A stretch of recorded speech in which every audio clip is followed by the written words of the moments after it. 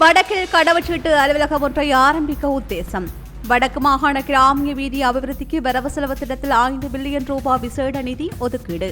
மக்களின் வாழ்க்கை தரத்தை மேம்படுத்த அரசியல் அதிகார தரப்பும் அரச பொறிமுறையும் இணைந்து செயல்பட வேண்டும் உத்தரவிட்ட அனுர.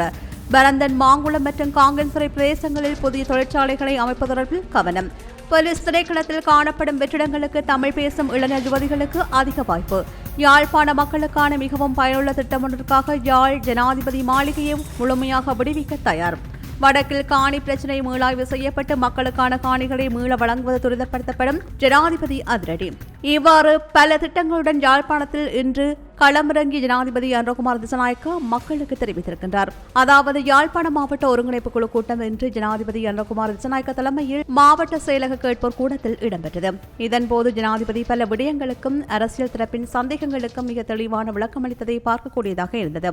அதில் முக்கியமான விடயமாக பார்க்கப்பட்டது, யாழ் மாவட்டத்தில் கடவுச்சீட்டு அலுவலகத்தினை திறக்க உத்தியோகமாக அனுமதியினை ஜனாதிபதி அன்றகுமார் திசாநாயக்க வழங்கியிருக்கின்றார். 2 வாரமாக நாடளாவிய ரீதியாக தடைப்பட்ட கடவுச்சீட்டு வழங்கலினை சீர் செய்ய நடவடிக்கை எடுக்கப்படும் என்றும் ஜனாதிபதி இதன்போது தெரிவித்தார். மேலும் யாழ் மாவட்டத்திலும் கடவுச்சீட்டு அலுவலகத்தை திறக்க நடவடிக்கை எடுக்கப்படும் என்றார். கடவுச்சீட்டு அலுவலகத்தினை யாழ் மாவட்ட செயலகத்தில் திறப்பதற்கு வழிவகைகள் ஏதும் இருக்கின்றதா என்று யாழ்ப்பாண மாவட்ட செயலக மாவட்ட பதில் அரசாங்க அதிபர் பிரதீபனை ஜனாதிபதி கேள்வி எழுப்பினார். அதற்கு பதில் வழங்கிய மாவட்ட பதில் அரசாங்க அதிபர் பிரதீபன், எமது மாவட்ட செயலகத்தில் இடப்பற்றாக்குறை இருக்கின்றது, இருப்பினும் வடக்கு மக்களுக்கு தேவையான ஒன்றாக கடவுச்சீட்டு அலுவலகம் காணப்படுவதால் அதற்கான இடத்தை ஒதுக்குவது குறித்து ஆலோசிக்கலாம் என்றும் தெரிவித்தார்.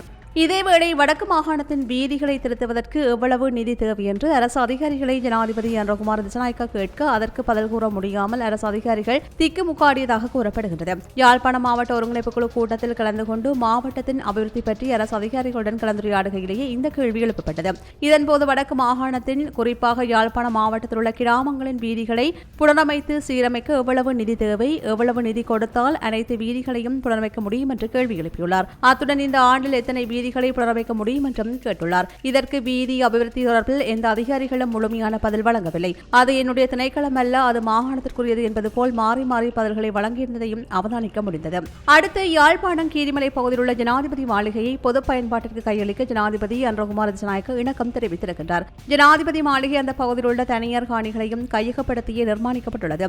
அந்த காணிகளின் உரிமையாளர்களுக்கு நட்டஈடுகளையும் அல்லது காணிக்கான பெறுமதியையும் வழங்க முடியும். தொடர்ந்தும் சட்ட ஏற்பாடுகளுக்கு அமைவாக யாழ்ப்பாண பல்கலைக்கழகத்திற்கோ சுற்றுலாத்துறைக்கோ ஜனாதிபதி மாளிகை கையளிக்க ஏற்பாடுகள் செய்யப்படும் என்றும் தெரிவித்தார். அடுத்து யாழ் மாவட்ட மற்றும் தெல்லிப்பளை பிரதேச ஒருங்கிணைப்பு குழு கூட்டங்களின் தீர்மானங்களை புறந்தள்ளி தையிட்டியில் நிர்மாணிக்கப்பட்ட விகாரை அகற்றப்பட வேண்டும் என்று நாடாளுமன்ற உறுப்பினர் கயேந்திரகுமார் பொன்னம்பலம் தெரிவித்திருந்தார். இதன்போது தையிட்டி விகாரை அமைந்துள்ள பகுதியில் உள்ள தனியாருக்கு அருகில் உள்ள விகாரை காணிகளை வழங்குவதற்கு அல்லது அவர்களுக்கு நட்டஈடு வழங்குவதற்கு நடவடிக்கை எடுக்க முடியும் என்றும் வடக்கு மாகாண ஆளுநர் தெரிவித்தார். ஜனாதிபதியும் அதற்கு நடவடிக்கை எடுக்குமாறு கோரினார். அதனை நாடாளுமன்ற உறுப்பினர் அர்ச்சுனா ராமநாதனும் ஏற்றுக்கொண்டார். இருந்தபோதிலும் நாடாளுமன்ற உறுப்பினர் கயேந்திரகுமார் பொன்னம்பலம் சட்டவிரோதமான முறையில் மதில் கட்டினாலோ அகற்ற சட்டம் இருக்கையில் சட்டவிரோதமான முறையில் ஒருங்கிணைப்பு குழு தீர்மானங்களை மீறி அடாத்தாக கட்டப்பட்ட விகாரை அகற்றப்பட வேண்டும், அது எந்த விதத்திலும் இன நல்லிணக்கத்திற்கோ மாற்றத்திற்கோ ஏற்றதில்லை என்று தெரிவித்தமை குறிப்பிடத்தக்கது. அடுத்து யாழ்ப்பாணத்தில் 33 பாதுகாப்பற்ற புகையிரத கடவைகள் காணப்படுகின்றன. பிரதேச செயலக பிரிவு வாரியாக சாவகச்சேரியில் 14, நல்லூரில் 7, தெல்லிப்பளையில் 6, யாழ்ப்பாணத்தில் 3, உடிவிலில் 3 என்று 33 பாதுகாப்பற்ற புகையிரத கடவைகள் காணப்படுகின்றன. எனவே இந்த புகையிரத கடவைகளை பாதுகாப்பானதாக அமைக்க வேண்டும் என்ற கோரிக்கையும் முன்வைக்கப்பட்டது. இதேவேளை யாழில் நேர அட்டவணைக்கு ஏற்ப 38 புதிய பேருந்துகள் தேவையாக உள்ளதாகவும் அந்த வகையில் யாழ்ப்பாணம் சாலைக்கு 23 பேருந்துகளும், பருத்தித்துறை சாலைக்கு 10 பேருந்துகளும், காரநகர் சாலைக்கு 5 பேருந்துகளும் தேவையாக உள்ளதாக தெரிவிக்கப்பட்டது. யாழ்ப்பாணத்தில் தற்போது வீதி விபத்துக்கள் அதிகரித்து காணப்படுகின்றன. யாழில் 6 வீதி சமைக்க விளக்குகளை காணப்படுகின்றன. எனவே வீதி விபத்துக்களை குறைக்க வீதி சமைச்சைகளை அமைக்க வேண்டும் என்று மாவட்ட செயலாளர் பிரதீபன் ஜனாதிபதியிடம் கோரிக்கை வைத்தார். மாவட்ட செயலாளரினால் பேருந்து தொடர்பில் கூறப்பட்டதற்கு மார்ச் மாதம் அளவில் 10 புதிய பேருந்துகள் வழங்கவும் மேலும் 10 திருத்தி அமைக்கப்பட்ட பேருந்துகளை வழங்க நடவடிக்கை எடுக்கப்படும் என்று தெரிவிக்கப்பட்டது. அடுத்து அரசு வேலைகளுக்கு 30,000 வெற்றிடங்கள் உள்ளதாகவும் குறிப்பாக போலீஸ் திணைக்களத்தில் அதிகளவான வேலைவாய்ப்புகள் உள்ளதாகவும் தமிழ் மொழி மூல போலீஸ் உத்தியோகத்திற்கான வெற்றிடங்கள் காணப்படுவதாகவும் சுட்டிக்காட்டப்பட்டது. இதனால் போலீஸ் வேலைக்கு இளையோர் இணைய முன்வர வேண்டும் என்றும் தமிழ் இளைஞர் யுவதிகள் போலீஸ் சேவையில் இணைய வந்தால் 9,000 பேர் வரை ஆட்சேர்ப்பு செய்ய நடவடிக்கை எடுக்க முடியும் என்றும் அதற்கு நாட்டிற்கு தமிழ் நாடாளுமன்ற உறுப்பினர்கள் இளையோரை போலீஸ் வேலையில் இணைக்க ஊக்கப்படுத்த வேண்டும் என்றும் ஜனாதிபதி கோரிக்கை விடுத்தார். இதேவேளை அச்சுவேலி தொண்டமனாறு வீதியின் 7 கிலோமீட்டர் வரையான தூரத்தை புனரமைக்க நடவடிக்கை எடுக்கப்பட்டுள்ளது. அபிவிருத்திக்காக ஒதுக்கப்படும் நிதியை சரியாக முழுமையாக செய்யாது திருப்பி அனுப்பப்படுவது வடக்கு மாகாணத்தில் அதிகமாக இருப்பதாகவும் அதிகாரிகள் அரசியல்வாதிகளை கைகாட்டி நிதியை திருப்பி அனுப்புகின்ற நிலை கடந்த காலங்களில் இருந்தது என்றும் சுட்டிக்காட்டப்பட்டது. ஆனால் இனி அவ்வாறு இருக்க முடியாது. எனவே யாழ் மாவட்டத்தில் உள்ள குறுக்கு வீதிகள் புனரமைக்கப்படாமல் குறையில் காணப்படும் வீதிகள் என்று அனைத்து வீதிகளையும் புனரமைக்க உடன் நடவடிக்கை எடுக்க வேண்டும் என்று ஜனாதிபதி அறிவுறுத்தினார். அத்துடன் மீன்பிடி இறங்குதுறைகளையும் புனரமைக்க நடவடிக்கை எடுக்க வேண்டும் என்றார்.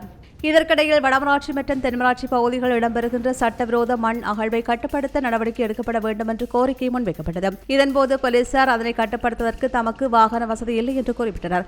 அதனையடுத்து ராணுவத்தினரது பங்களிப்புடன் வீதி தடை காவலரன்கள் அமைத்து தடுக்க நடவடிக்கை மேற்கொள்ளுமாறு அறிவுறுத்தப்பட்டது.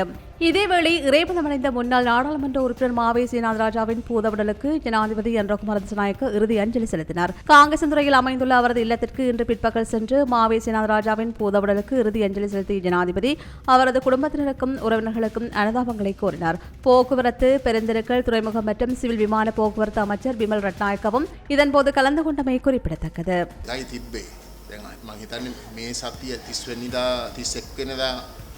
ඉඳලා රාත්‍රී තපල් දුම්රිය පටන් ගන්නවා කියලා තියෙන්නේ. ඒවට සර්විසස් මම හිතන්නේ 4ක්ද 5ක්ද තිබ්බා. අර මේ ට්‍රැක් එක අලුත් කරගන්න පටන් ගත්තාම ඔක්කොම නැවතුවා. ඒකට පස්සේ සර්විසස් දෙකක් නැගෙනහිරට දැම්මා. இது போன்ற செய்திகளை தெரிந்து கொள்ள சமூகம் நியூஸ் சேனலை சப்ஸ்கிரைப் செய்து அருகில் உள்ள பெல் பட்டனை கிளிக் செய்யுங்கள். மேலும் இது போன்ற செய்திகளை உடனுக்குடன் தெரிந்து கொள்ள சமூகமீடியா.com என்ற இணையதளத்தின் வாயிலாகவும் எங்களுடன் இணைந்திருங்கள்.